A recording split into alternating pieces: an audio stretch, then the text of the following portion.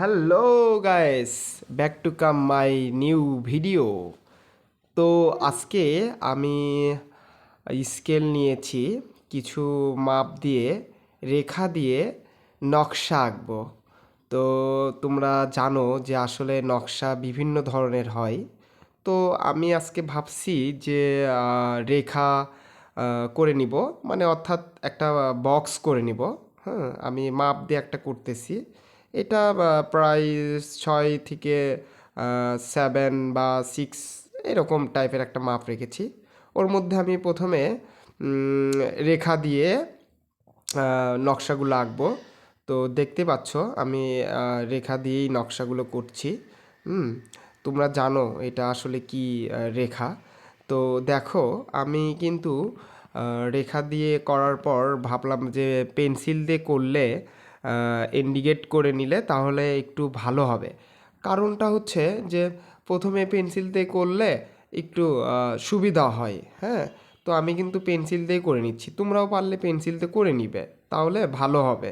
তারপর তুমি CD marker বা বিভিন্ন ধরনের ডমসের আরও অনেক ধরনের কোম্পানির ইয়ে আছে, মার্কার রয়েছে, সেগুলো দিয়ে তুমি করবে। তো আমি কিন্তু দেখো পেন্সিল দিয়ে কিন্তু অলরেডি শেষ করছি।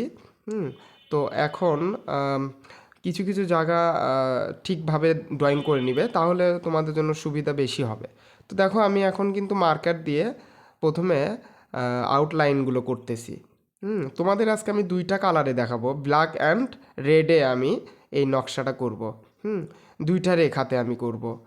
তো দেখো আমি প্রথমে কিন্তু আউটলাইন করে নিচ্ছি, এবার কিন্তু দেখো অনেকটা সহজেই করতে পারছি। হ্যাঁ, কারণ আমি পেন্সিল দিয়ে ইন্ডিকেট করে নিছি। তোমরাও চাইলে পেন্সিল দিয়ে ইন্ডিকেটটা করে নিবে, তাহলে তোমাদের জন্য আরও বেশি সহজ হবে। তো আমি এই জন্য ইন্ডিকেট করে নিলাম যাতে করে আমারও সহজ হয়। হুম, তো দেখো এটা কিন্তু আসলে মানে সেভেনদের জন্য অনেক উপকারে আসবে এই ড্রয়িংটা।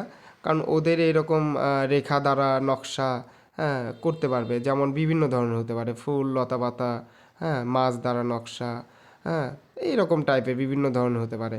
বাট আমি কিন্তু দেখো এখানে লতা পাতা ফুল দিয়েই করতেছি। যাতে করে তোমাদের জন্য অনেক সহজ হয়। হুম, আর অবশ্যই তোমাদের এই ভিডিওটা ভালো লাগবে, তোমরা দেখতে থাকো, শেষ পর্যন্তই দেখবে। তো দেখো আমি কিন্তু পাতাগুলো শেষ করতেছি, তারপরে দেখো মাঝখানে আমি কিছু অংশে রেখাগুলো টেনে দিচ্ছি। হুম,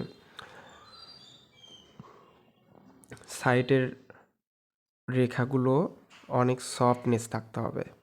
তো দেখো এবার কিন্তু আমি রেড কালার দিয়ে আহ, রেখা টানতেছি। এটা কিন্তু আসলে সরল রেখা। তো দেখো এইভাবে পুরো নকশাগুলোর মধ্যে এইভাবে আমি রেড দিয়ে রেখাগুলো টানবো। আর অবশ্যই তোমরা দেখবে একটি রেখার সাথে আরেকটা রেখা যেন না মিলে যায়, একটু গ্যাপ রাখবে, তাহলে দেখতে ভালো লাগবে। আর মার্কারের কালিগুলা দেখবে অনেকটা যেন কম ছাড়ে, বেশি ছাড়লে ব্ল্যাকের সাথে মিলে যাবে। দেখো আমি কিন্তু পুরোটাই কিন্তু রেড দিয়ে রেখা টানবো। রেখাগুলো বিভিন্ন দিকে হতে পারে, চতুর্দিকেই দেওয়া যেতে পারে, বা তুমি একদিকেও দিতে পারো।